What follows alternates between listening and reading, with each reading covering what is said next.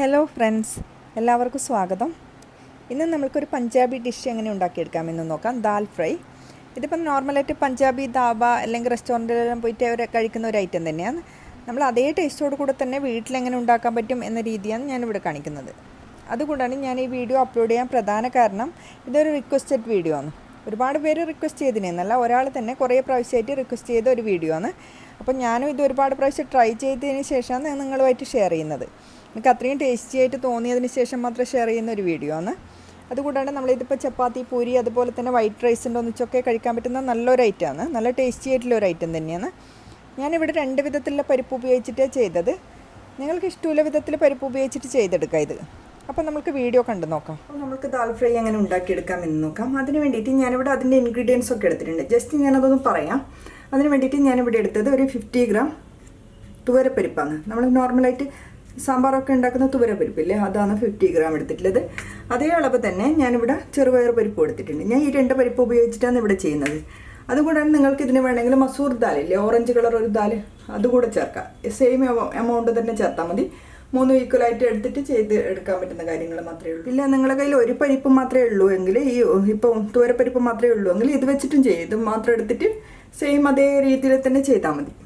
അപ്പം ഞാൻ ഫസ്റ്റ് നമ്മളിത് സോക്ക് ചെയ്ത് വെക്കണം. ഒരു അരമണിക്കൂർ സോക്ക് ചെയ്താൽ പെട്ടെന്ന് കുക്കായിട്ട് കിട്ടും. അതുപോലെ നല്ല സോഫ്റ്റ് ആയിട്ടും ഉണ്ടാവും. അപ്പോൾ ഞാനിവിടെ എടുത്ത് വെച്ച് 2 പരിപ്പും ഒന്നിച്ച് ഇട്ടിട്ട് തന്നെ സോക്ക് ചെയ്യാൻ വെച്ചിട്ടുണ്ട്. ഇത് നമ്മൾക്കൊരു അരമണിക്കൂർ സോക്ക് ചെയ്ത് വെക്കാം. മിനിമം ഒരു 15 മിനിറ്റ് വെച്ച് കഴിഞ്ഞാൽ തന്നെ നല്ല സോഫ്റ്റ് ആയിട്ട് കുക്ക് ചെയ്തെടുക്കാൻ പറ്റും. ഇല്ല, നിങ്ങൾക്ക് പെട്ടെന്ന് ചെയ്തെടുക്കണമെങ്കിൽ ഇതുപോലെ തന്നെ ഡയറക്റ്റായിട്ട് ചെയ്യാം. സോക്ക് ചെയ്യേണ്ട ആവശ്യമൊന്നുമില്ല. ഇഷ്ടത്തിനനുസരിച്ച് മാറ്റം വരുത്താം. അപ്പം ഞാൻ ഇതിവിടെ മാറ്റി. കൂടാണ്ട് ഇതിന് വേണ്ട മറ്റ് ഇൻഗ്രീഡിയൻസ് കൂടെ നമ്മൾക്കൊന്ന് നോക്കാം. അതിന് വേണ്ടിയിട്ട് നമ്മൾ നോർമലായിട്ട് ഉപയോഗിക്കുന്ന സവാള, തക്കാളി, പച്ചമുളക് അതൊക്കെ തന്നെയാണ്. പക്ഷേ അതെല്ലാം വളരെ കുറച്ച് അളവ് മാത്രമേ ഉപയോഗിക്കുള്ളൂ. ഇപ്പോൾ ഏകദേശം ഒരു സവാള ഞാൻ ചെറുതായിട്ട് മുറിച്ചിട്ട് ഏകദേശം 1.5 ടേബിൾ സ്പൂൺ മാത്രമേ ഉപയോഗിക്കുന്നുള്ളൂ. അതിലേക്ക് ഏകദേശം 1 ടേബിൾ സ്പൂൺ തക്കാളി, 1 പച്ചമുളകാണ് ഞാൻ ഇത് മുറിച്ചെടുത്തിട്ടുള്ളത്. അതുപോലെ തന്നെ ഒരു 1/2 ടേബിൾ സ്പൂൺ വെളുത്തുള്ളി, ഏകദേശം ഒരു 4 വെളുത്തുള്ളി ഉണ്ടാവും ഇത്. അത് 1/4 ടേബിൾ സ്പൂൺ ഇഞ്ചി. ഇത്രയാണ് ഇതിന് വേണ്ട ഇൻഗ്രീഡിയൻസ്. അതിനൊന്നിച്ച് നമ്മളിപ്പം താളിക്കാൻ വേണ്ടിയിട്ട് ഉപയോഗിക്കുന്ന ഇൻഗ്രീഡിയൻസ് കൂടിയുണ്ട്. അതിലേക്ക് മെയിനായിട്ട് നമ്മൾ പഞ്ചാബി ഐറ്റം അങ്ങനെയുള്ള ദാബ സ്റ്റൈൽ ഐറ്റം ഒക്കെ ഉപയോഗിക്കുമ്പോൾ കടുകല്ല താളിക്കാൻ ഉപയോഗിക്കൽ, ജീരകമാണ്, ചെറിയ ജീരകം. അത് ഞാൻ എടുത്തിട്ടുണ്ട്. ഏകദേശം 1 ടീസ്പൂൺ തന്നെ എടുത്തിട്ടുണ്ട്.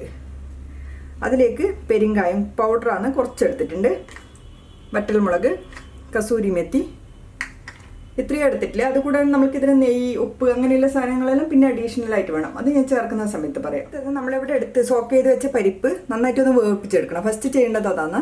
ഞാനിവിടെ ഒരു കുക്കർ എടുത്തിട്ടുണ്ട്. അതിലേക്ക് ഞാനിത് പരിപ്പ് കഴുകി എടുത്തിട്ടുണ്ട്. അതിട്ട് കൊടുക്കാം. അതിനുശേഷം നമ്മളിതിൽ കുറച്ച് കൂടുതൽ വെള്ളം ഒഴിച്ചിട്ട് പരിപ്പ് നന്നായിട്ട് വേവിപ്പിച്ചെടുക്കണം. ഞാൻ ഇതിൽ വെള്ളം ഒഴിച്ചു കൊടുക്കാം.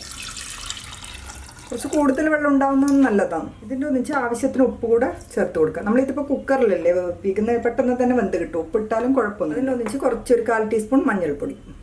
അപ്പോൾ ഇത് നന്നായിട്ടൊന്ന് വേവിപ്പിച്ചെടുക്കണം. നന്നായിട്ട് വെന്ത് കിട്ടണം. നമ്മൾ ഏകദേശം ഒരു 3 വിസിൽ, ഹൈ ഫ്ലെയിമിൽ 3 വിസിൽ കിട്ടിയാൽ തന്നെ നന്നായിട്ട് വെന്ത് കിട്ടും. ഞാൻ ഉപയോഗിക്കുന്ന കുക്കറിൽ. പക്ഷേ ചില കുക്കറിൽ ചെറിയ വ്യത്യാസങ്ങളുണ്ടാവും. നിങ്ങളത് നോക്കിയിട്ടൊന്ന് അഡ്ജസ്റ്റ് ചെയ്താൽ മതി. അപ്പം ഞാനിവിടെ പരിപ്പ് വെന്തതിന് ശേഷം മാറ്റി വെച്ചിട്ടുണ്ട്. അതൊന്ന് നന്നായിട്ട് തണുത്തതിന് ശേഷം നമ്മൾക്ക് ഓപ്പൺ ചെയ്തെടുക്കാം.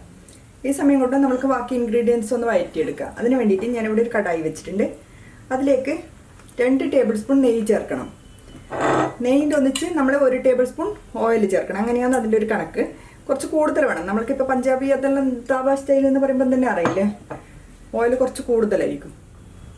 അപ്പം ഞാനിവിടെ ഓയിലും നെയ്യും രണ്ടും കടയിലേക്ക് ഒഴിച്ചിട്ടുണ്ട്. ഇതിപ്പോൾ നന്നായിട്ട് ചൂടായിട്ടുണ്ട്. അതിലേക്ക് 1 ടീസ്പൂൺ ജീരകം, ചെറിയ ജീരകമാണ്, നല്ല ജീരകം. ജീരകം ഇവിടെ നന്നായിട്ടൊന്ന് റോസ്റ്റ് ആയതിന് ശേഷം ഇതിലേക്ക് നമ്മൾ എടുത്ത് വെച്ച വറ്റൽമുളക്, അതിൻ്റെ ഒന്നിച്ച് ഇവിടെ കായത്തിൻ്റെ പൊടിയില്ലേ, അത് ഒരു 1/2 ടീസ്പൂൺ വേണ്ടി വരും. കുറച്ച് കൂടുതൽ ചേർത്താൽ നല്ലൊരു ഫ്ലേവറാണ്. അതുപോലെ തന്നെ കസൂരി മെത്തി, അതും 1/2 ടീസ്പൂൺ. അതുപോലെ ഒന്ന് റോസ്റ്റ് ആക്കിയതിന് ശേഷം ബാക്കി ഇൻഗ്രീഡിയൻസ് ചേർത്ത് കൊടുക്കാം.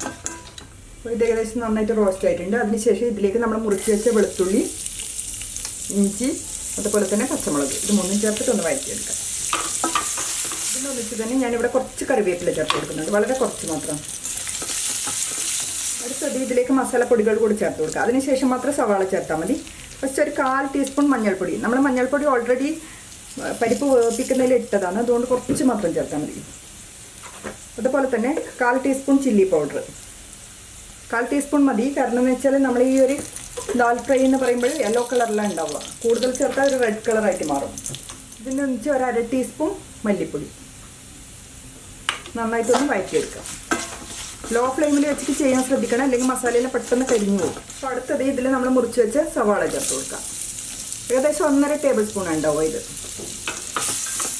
നന്നായിട്ടൊന്ന് വഴറ്റിയെടുക്കണം. അതിൻ്റെ ആ ഒരു പച്ചമണം പോയി കിട്ടാൻ വരുന്ന വിധത്തിൽ നന്നായിട്ട് വഴറ്റിയെടുക്കണം. അപ്പോൾ ഇത് വെന്ത് കിട്ടാൻ വേണ്ടിയിട്ട് ഞാനിവിടെ കുറച്ച് ഉപ്പ് ചേർത്ത് കൊടുക്കുന്നുണ്ട്. നമ്മൾ പരിപ്പിൽ ഉപ്പിട്ടതാണ്, അതുകൊണ്ട് നോക്കിയിട്ട് മാത്രം ഉപ്പ് ചേർത്ത് കൊടുക്കണം. ഞാനിതൊന്ന് മൂടി വെച്ച് വേവിപ്പിക്കാം. അപ്പോൾ ഏകദേശം 4 മിനിറ്റ് കൂടുതലായി. ഇതൊന്നുകൂടെ വഴറ്റിയതിന് ശേഷം നമ്മളിവിടെ മുറിച്ച് വെച്ച് തക്കാളി കൂടെ ചേർത്ത് കൊടുക്കാം. തക്കാളി ചേർത്തതിന് ശേഷം വീണ്ടും 2 മിനിറ്റ് ഇതുപോലെ തന്നെ മൂടി വെച്ച് വേവിപ്പിക്കുക. തക്കാളി നന്നായിട്ടൊന്ന് ഉടഞ്ഞ് അത് വെന്ത് കിട്ടണം.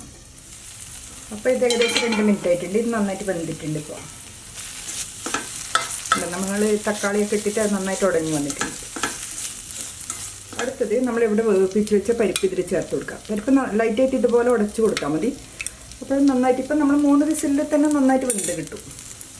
അപ്പോൾ ഞാൻ ഇതിൽ ചേർക്കാം. ഇതിനൊന്നിച്ച് ഞാനിവിടെ 1 ഗ്ലാസ് വെള്ളം കൂടി ചേർക്കുന്നുണ്ട്. ഇത് കുറച്ച് ലൂസായിട്ട് ഉണ്ടാവേണ്ടത്. അതിനുശേഷം ഇത് വെന്തിട്ട് ഒന്നുകൂടെ ഡ്രൈ ആയി വരേണ്ടതാണ്. അപ്പോഴതിൽ നമ്മൾ ചേർത്ത മസാലയെല്ലാം നന്നായിട്ട് പിടിച്ച് കിട്ടുമല്ലോ. ഈ സമയം നമ്മൾക്കിതിൽ വേണമെങ്കിൽ ഉപ്പൊക്കെ ചേർത്ത് കൊടുക്കണം. ഞാൻ ഇതിപ്പെല്ലാം ഉപ്പ് നോക്കിയിട്ട് ചേർത്തതാണ്. കുറച്ച് ഉപ്പ് കുറവുണ്ടായിരുന്നു, അതുകൊണ്ട് ഞാൻ കുറച്ച് ചേർത്ത് കൊടുത്തിട്ടുണ്ട്. നിങ്ങൾ ഉപ്പെല്ലാം വേണമെങ്കിൽ നോക്കിയിട്ട് ചേർത്ത് കൊടുക്കണം ഈ സമയത്ത്. ഇവിടെ ഞാനിത് ഇവിടെ മൂടി വെച്ചിട്ട് ഒരു 3 മിനിറ്റ് വേവിപ്പിച്ചിട്ട് ഇവിടെ 3 മിനിറ്റ് ആയിട്ടുണ്ട്. ഇപ്പം നന്നായിട്ട് ഡ്രൈ ആയിട്ടുണ്ട്. ഇപ്പോൾ നമ്മൾ ഓഫാക്കിയതിന് ശേഷം വീണ്ടും ഒന്ന് ഡ്രൈ ആയിട്ട് വരും. നിങ്ങൾക്ക് ഇത്ര കട്ടിയിൽ വേണ്ടെങ്കിൽ കുറച്ചും കൂടെ വെള്ളം ഒഴിച്ചിട്ട് ഇതൊന്ന് ലൂസാക്കി എടുക്കാം. ലാസ്റ്റ് ഇതിൽ കുറച്ച് മല്ലിയില ഇട്ട് കൊടുക്കണം. അതിനുശേഷം ഞാൻ ഇവിടെ ഫ്ലെയിം ഓഫാക്കാം. അതിനുശേഷം നമ്മളിത് സെർവ് ചെയ്യുന്ന സമയത്ത് ഇതിൽ വീണ്ടും കുറച്ചൊന്ന് താളിച്ചിട്ട് അതിൻ്റെ മേലെ ഒന്ന് ഇട്ട് കൊടുക്കുന്ന ഒരു രീതിയുണ്ട്. അത് ഞാൻ കാണിക്കാം. അപ്പോൾ ഞാനിത് ലാസ്റ്റ് താളിക്കാൻ വേണ്ടിയിട്ട് ഇവിടെ ഒരു കടായി വെച്ചിട്ടുണ്ട്. അതിലേക്ക് കുറച്ചൊരു 1/4 ടീസ്പൂൺ 1/2 ടീസ്പൂൺ നെയ്യ് ചേർത്ത് കൊടുക്കാം. നെയ്യ് അല്ലെങ്കിൽ ഓയിൽ, നെയ്യിലാണ് അതിൻ്റെ ഒരു ഫ്ലേവറും ടേസ്റ്റും വരിക. നെയ്യ് ഇഷ്ടമില്ലെങ്കിൽ ഓയിൽ യൂസ് ചെയ്യും. അപ്പോൾ നെയ്യ് ചൂടായതിന് ശേഷം ഇതിലേക്ക് ഒരു നുള്ള് ജീരകം, നല്ല ജീരകം തന്നെ ഫസ്റ്റ് നമ്മൾ ചേർത്ത് കൊടുത്തായിട്ടുണ്ട്. കസൂരി മെത്തി, ഇതിലേക്ക് കുറച്ച് മല്ലിയില, ഇതിനൊന്നിച്ച് കുറച്ച് ചില്ലി പൗഡർ, വളരെ കുറച്ച് മതി. ഒന്ന് അതിൻ്റെ മേലെ ഒരു കാണുമ്പോൾ നമ്മൾ സെർവ് ചെയ്യുമ്പോൾ നല്ല കാണാൻ ഭംഗിക്ക് വേണ്ടിയിട്ട് മാത്രമാണ്. അപ്പോൾ ഞാനിവിടെ ഫ്ലെയിം ഓഫ് ആക്കാം. അപ്പോൾ ഞാനിവിടെ ഇത് ഒരു പാത്രത്തിലേക്ക് മാറ്റിയിട്ടുണ്ട്. അതിനുശേഷം നമ്മൾ ഇതുപോലെ താളിച്ചത് ഇതിൻ്റെ മേലെ ഇതുപോലെ ഒഴിച്ച് കൊടുക്കണം. അപ്പോൾ അതിനുശേഷം നമ്മളിപ്പോൾ ഒരു കത്തിയോ ഇതുപോലെ ഫോക്കോ എന്തെങ്കിലും വെച്ചിട്ട് ലൈറ്റായിട്ട് ഇതുപോലെ ഒന്ന് ലൈൻ ഇട്ട് കൊടുത്താൽ മതി.